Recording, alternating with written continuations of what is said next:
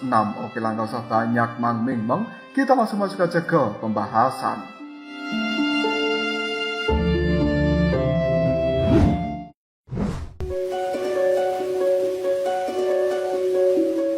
Kali ini kita berada di markas besar dari wilayah api yang tidak berujung. Hanya sedikit orang yang mengetahui bahwa aliansi api abadi dan juga pasukan kerajaan malaikat telah memberikan serangan terhadap pusat dunia manusia bersama-sama. Namun kali ini ketika matahari hitam dan putih muncul di langit, kabar buruk terus menyebar dan juga membayangi banyak makhluk. Mereka gemetaran dan berusaha mencari tempat untuk berlindung. Kerajaan malaikat sudah tidak memiliki malaikat pembantai. Pusat dunia manusia juga telah hancur berantakan. Jelas, kekuatan semacam ini tidak bisa dijadikan sebagai tempat perlindungan. Dan sekarang orang-orang telah berbondong-bondong untuk menuju aliansi api abadi karena tempat itu merupakan kekuatan nomor 1 yang berdiri di dunia 1000 besar saat ini. Meskipun begitu, wilayah api yang tidak berujung untuk saat ini, orang-orang di dalamnya juga tampak panik. Yun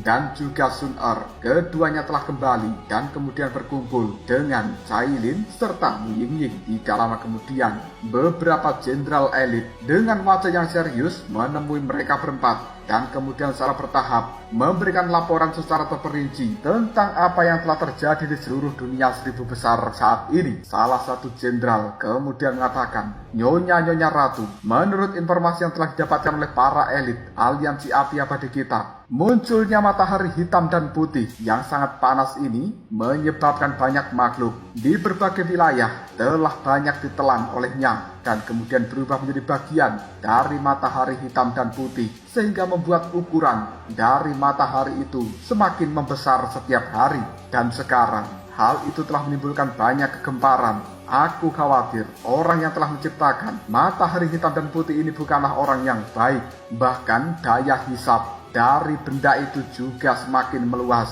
setiap menitnya. Kekuatannya juga semakin besar. Awalnya hanya bisa melahap orang-orang yang kekuatannya berada di level Dodi, tapi saat ini bisa melahap orang yang level kekuatannya di tahap Dosian. Jika 4 Nyonya Ratu tidak segera mengambil keputusan, maka masalah ini akan semakin menjadi menakutkan. Tiba-tiba saja Mu Ying-ying cukup terkejut ketika dia melihat ke arah langit, lalu dia berkata, apakah kakak Xiaoyan dan juga yang lainnya mereka telah gagal?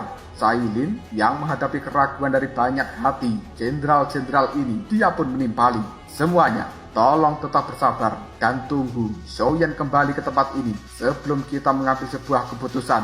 Siapapun yang dengan sengaja menyebarkan rumor yang tidak benar, maka akan diberikan hukuman sesuai dengan peraturan wilayah api yang tidak berujung. Sampaikan hal ini kepada anak buah kalian. Cailin sangat yakin meskipun kelompok dari Xiaoyan dan juga yang lainnya dikalahkan oleh Tian Yuanxi dengan pasukan besar yang telah dia bawa, tidak akan sulit untuk meninggalkan pusat dunia manusia. Para jenderal yang telah mendapatkan perintah dari Cailin, mereka kembali untuk menyampaikan informasi dari sang ratu. Waktu pun terus berlalu dan kali ini sudah 1 hari penuh Xiaoyan dan juga pasukan sekutu, kerajaan malaikat dan juga aliansi api abadi miliknya akhirnya bisa meloloskan diri dari pusat dunia manusia yang kemudian kembali ke wilayah api yang tidak berujung ini. Pandangan mata dari Xiaoyan melihat ke arah langit, menyaksikan kemunculan matahari hitam putih, membuat dia merasa sangat bersalah. Bahkan Xiaoyan hingga detik ini tidak tahu apa yang sebenarnya dilakukan Tian Yuanxi dan juga Di Yuanxi di dalam matahari hitam putih itu. Melihat kemunculan dari seorang Xiaoyan, tiba-tiba saja Sun-Er berlari ke arahnya sambil berkata, kakak Xiaoyan, akhirnya kau bisa kembali dengan selamat. Pasukan yang telah dibawa oleh Xiaoyan, raut wajah mereka semuanya pucat. Jelas untuk bisa melarikan diri dari pusat dunia manusia harus membayar harga yang mahal. Tiba-tiba saja Xiaoyan melihat pada Sun-Er ini dan dia berkata, Sun-Er, kerahkan seluruh kekuatan aliansi api abadi kita dan adakan pertemuan untuk dunia 1000 besar besok. Kali ini kemunculan matahari hitam dan putih adalah bencana yang sebenarnya. Jadi kita tidak bisa menunda untuk melakukan pembahasan tentang hal ini. Sun-Er pun segera menyampaikan perintah dari Xiaoyan kepada para jenderal di tempat ini, yang kemudian jenderal-jenderal itu pun mulai menyebarkan undangan kepada seluruh para pemimpin-pemimpin dari klan-klan yang berada di dalam dunia 1000 besar ini. Pasukan koalisi yang telah dibawa Soyen kini kembali ke tempat masing-masing untuk memulihkan diri, sementara Soyen juga masuki ruang rahasia untuk retreat. Kali ini di tangan dari Soyen sudah memiliki 4 bola roh, namun dia masih tetap tidak pernah mengetahui lokasi dari surga yang hilang. Terlebih lagi dengan kekuatan Soyen yang sekarang masih tidak mampu untuk melawan Di Yuanxi. Soyen merasakan beban dan juga tanggung jawabnya kali ini benar-benar berat. Jika matahari hitam dan putih tidak bisa ditangani dengan benar, maka seluruh dunia 1000 besar mungkin akan hancur dalam sekejap. Hari kedua kini telah tiba. Banyak sekali tokoh-tokoh kuat dari dunia 1000 besar. Mereka telah berkumpul di altar api abadi dan menunggu Soyen serta yang lainnya muncul. Mereka semuanya hanya bisa menggantungkan harapan yang besar kepada kelompok Soyen ini.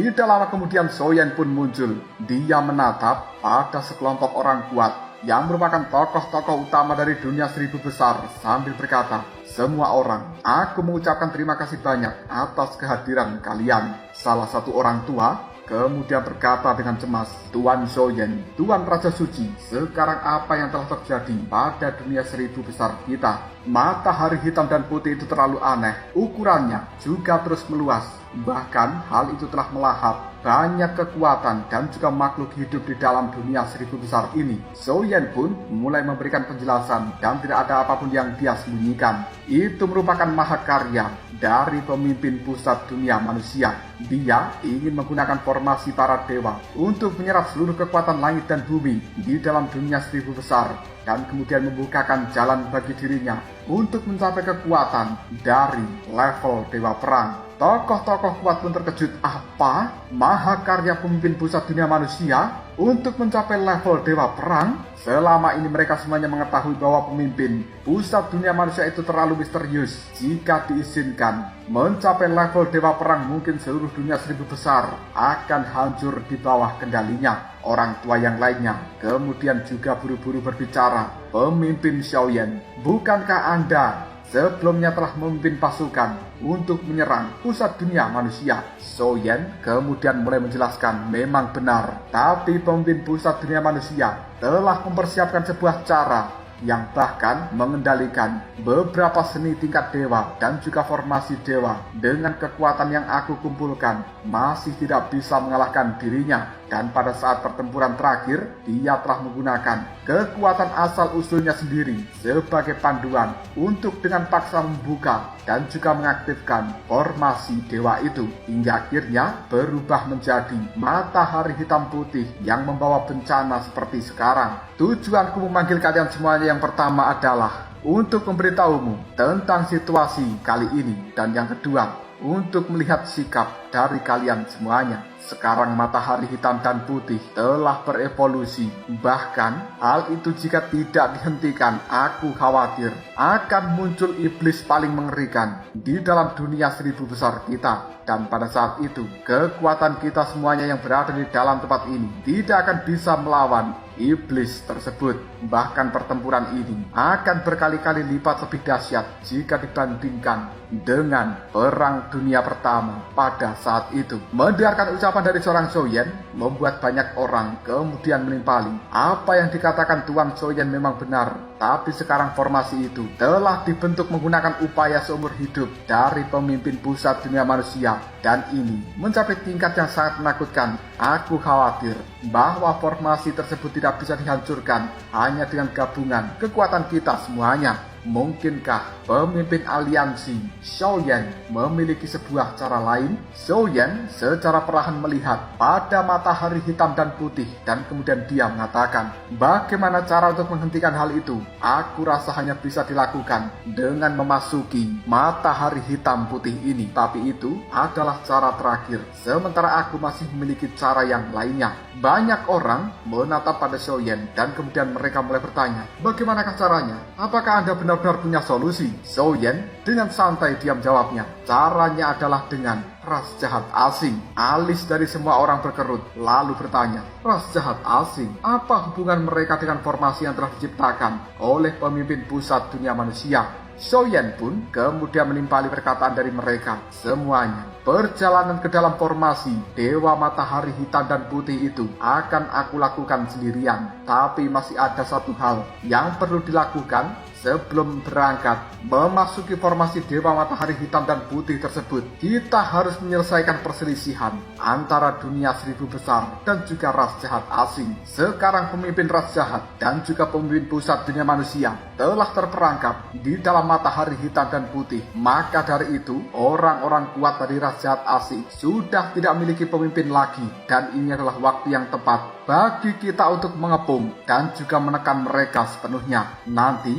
jika hal ini sudah selesai, aku secara pribadi akan masuk ke dalam formasi Dewa Matahari Hitam dan Putih sendirian. Dan aku sebenarnya juga membutuhkan beberapa hal dari ras jahat asing. Banyak orang kemudian mengatakan, baiklah, jika begitu mari kita serang ras jahat asing dan kita harus memperbaiki dunia seribu besar ini. Mohon bimbingan dari pemimpin Zhou Yan. Mendengarkan ucapan dari orang-orang tersebut membuat Zhou Yan tersenyum dan kemudian dia mengatakan, jika begitu kita semuanya telah mencapai kesepakatan dan kuanggap pertemuan hari ini sudah berakhir. Kalian semuanya kembali ke dalam sektor masing-masing. Kumpulkan seluruh kekuatan. Dan besok siang, kita semuanya akan bergandengan tangan menghancurkan markas derajat asing yang berada di dalam dunia Buddha. Dan bahkan kita juga akan menghancurkan markas derajat asing di dalam dunia mereka sendiri. Pada saat itu benar-benar selesai, aku secara pribadi akan masuk ke dalam matahari hitam putih.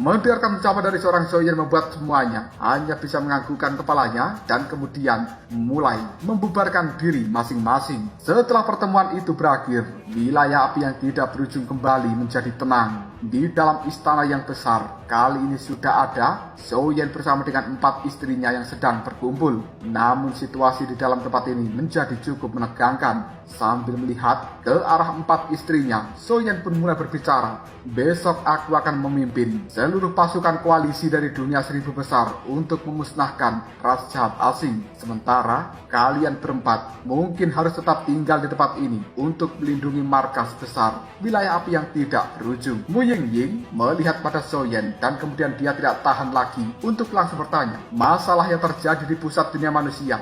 Sepertinya kau telah menyembunyikan sesuatu. Coba ceritakan yang sebenarnya tanpa harus kau tutup-tutupi. Berdasarkan pemahaman seorang Mu Yingying terhadap Zhou Yan, dia tentu mengetahui bahwa apa yang dikatakan Zhou Yan dalam pertemuan dengan banyak orang masih ada hal yang disembunyikan. Menghadapi perkataan dari seorang Mu Yingying, Zhou Yan tidak bisa berbohong lagi dan kemudian dia mulai mengatakan, nama asli dari pemimpin pusat dunia manusia adalah Tian Yuanxi dan nama asli dari pemimpin ras jahat asing adalah Di Yuanxi. Keduanya seperti memiliki hubungan yang sangat mendalam, dan ketika pasukan koalisi kita hampir sepenuhnya mengepung dan juga menekan Tian Yuanxi, tiba-tiba saja Di Yuanxi muncul dengan kekuatan luar biasa, dan kemudian mereka berdua telah melakukan sebuah pertempuran hingga saat terakhir hidup dan mati. Tian Yuanxi telah menggunakan diri sendiri sebagai pemandu untuk mengaktifkan formasi matahari hitam dan putih. Cailin melihat ke arah Zhou Yan dan kemudian dia mengatakan, mengatakan, berapa banyak peluang yang kau percaya untuk menang? Soyen menggelengkan kepalanya sambil mengatakan, kali ini pemimpin ras jahat asing tidak ada di tempatnya dan mereka mungkin sudah tidak akan mampu melawan aliansi api abadi kita. Tujuan dari semua ini hanyalah supaya aku bisa masuk lebih jauh ke dalam dunia dari ras jahat asing yang kemudian mencoba melakukan penyelidikan secara detail tentang asal-usul di Yuanxi ini. Dengan begitu mungkin aku akan menemukan sebuah cara untuk bisa mengatasi bencana dari matahari hitam dan putih. Mendengarkan ucapan dari seorang Soyen membuat Yun Yun tiba-tiba saja berdiri dengan pandangan mata yang tajam. Dia mengatakan, kali ini mari kita ikut bersama dengan Soyen. Bagaimanapun nasib dari dunia seribu besar akan ditentukan dalam pertempuran terakhir. Jika kita menang maka semuanya akan bahagia. Namun jika hasilnya adalah yang terburuk sekalipun, selama aku bisa bersama dengan dirimu, mati pun aku tidak menyesal. Mendengarkan ucapan dari seorang Yun Yun ini membuat 3 istri Soyen yang lain hanya bisa menganggukkan kepalanya dengan cara yang cukup setuju. Soyen kemudian menggelengkan kepala sambil mengatakan, baiklah, jika itu sudah menjadi keputusan kalian. Tidak lama kemudian, sebuah suara telah muncul dari portal dimensi yang berada di dalam istana ini. Soyen, Soyen, Soyen. Suara itu adalah Raja Suci dan juga Dewi Yoji. Melihat kemunculan dari keduanya, Soyen buru-buru bangkit dan kemudian dia segera mengatakan, Guru Raja Suci, apa yang telah terjadi? Kenapa Anda berdua terlihat panik seperti ini? Raja Suci tiba-tiba saja mengatakan, Xiao Yuntian, dia telah menghilang dari dalam dunia bawah kegelapan. Jantung Soyen rasanya berdebar kencang. Pikirannya untuk sementara menjadi kosong dan kemudian dia mengatakan, apa? Senior Xiao Yuntian menghilang? Bagaimana mungkin? Alasan kenapa Soyen bisa begitu tenang menghadapi situasi saat ini adalah karena dia masih akan mengandalkan Xiao Yuntian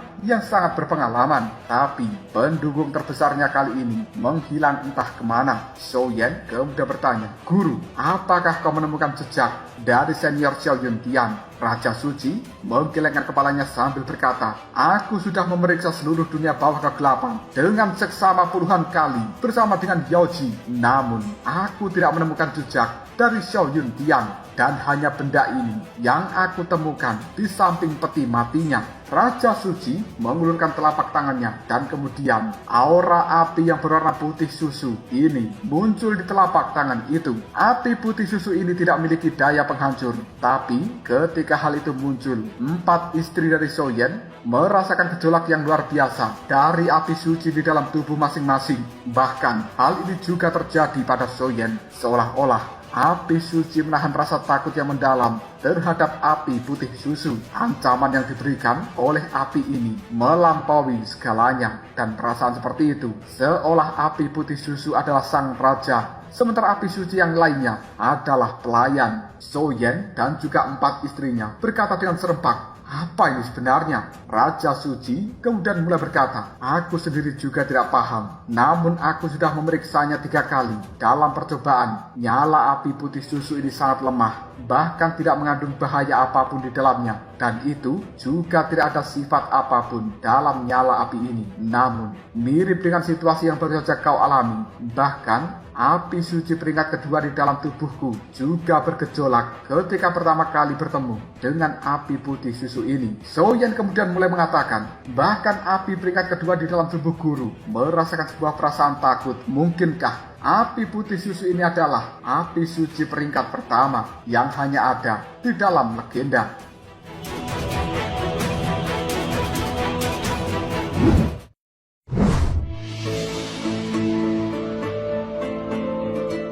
Raja Suci menggelengkan kepalanya sambil berkata, mustahil untuk bisa menentukan apakah ini api suci peringkat pertama atau bukan. Tapi api suci yang sekarang jika dibandingkan dengan zaman kuno memang kekurangan unsur keilahian. Beberapa api baru mungkin juga memiliki kekuatan semacam ini. Tapi diriku sendiri masih ingin memberitahu kau beberapa hal yang cukup samar. Kali itu aku telah mendapatkan informasi bahwa dahulu kala terdapat api suci peringkat pertama dan juga senjata ilahi peringkat pertama di dalam dunia seribu besar. Keduanya hampir berada di atas segalanya. Namun tidak pernah seorang pun melihat penampakan dari kedua benda ini. Bahkan setelah bertahun-tahun lamanya, catatan di antara kedua benda itu sepertinya menghilang. hanya beberapa buku kuno yang berharga yang memiliki catatan ini. Tapi seiring berjalannya waktu, buku-buku kuno itu juga menghilang, seolah ada seseorang yang dengan sengaja menghapus hal ini. Keempat istri Soyen kemudian berkata, api suci peringkat pertama, senjata ilahi peringkat pertama, Yun Yun dan juga Cailin saling berpandangan satu sama lain. Dewi Yoji tiba-tiba saja juga mulai mengatakan, apakah kau ingat tentang ceritaku di masa itu? Ada sosok misterius yang secara diam-diam mengejar dan akan membunuh diriku. Lalu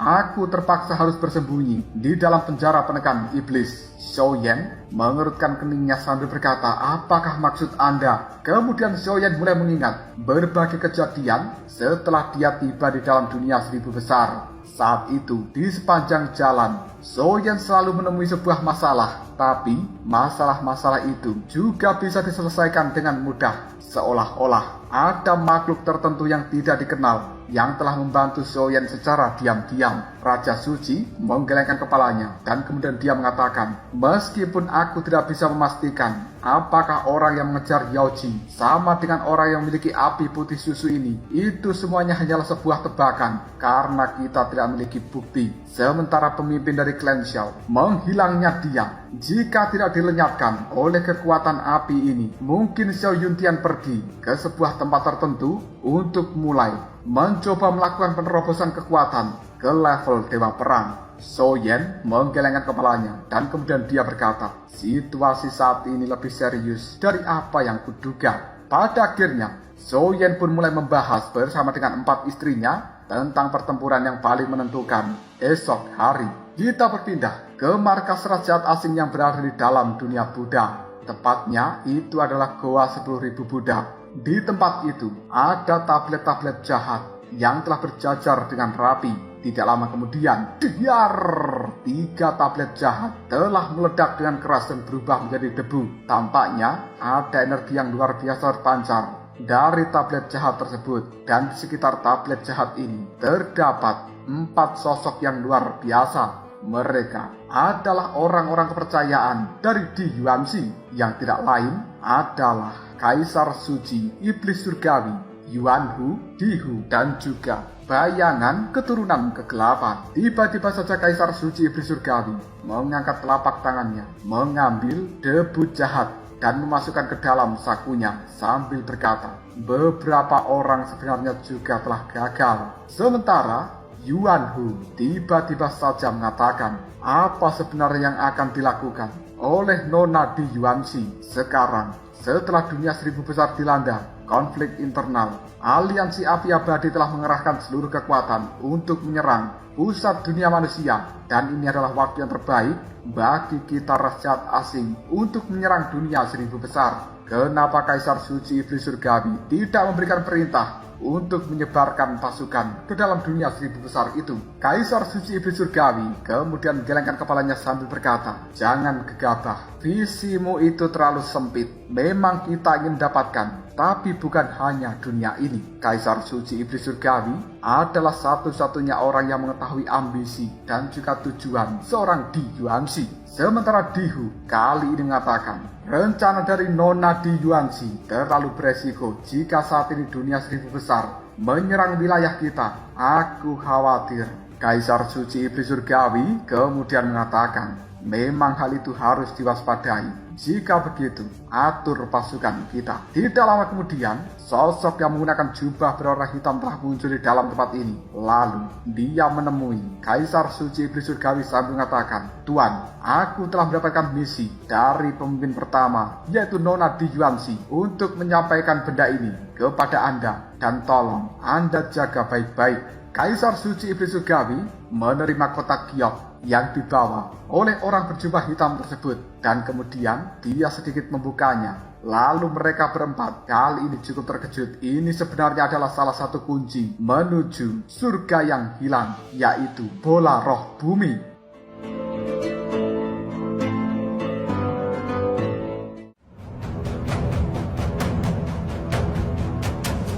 Lalu apakah yang akan terjadi selanjutnya? Mungkinkah dengan bola roh bumi ini, Kaisar suci Ibu Surgawi akan mampu memata-matai letak dari surga yang hilang tersebut? Jika kalian penasaran, tunggu aja jawabannya di next video. Ngobrol sob.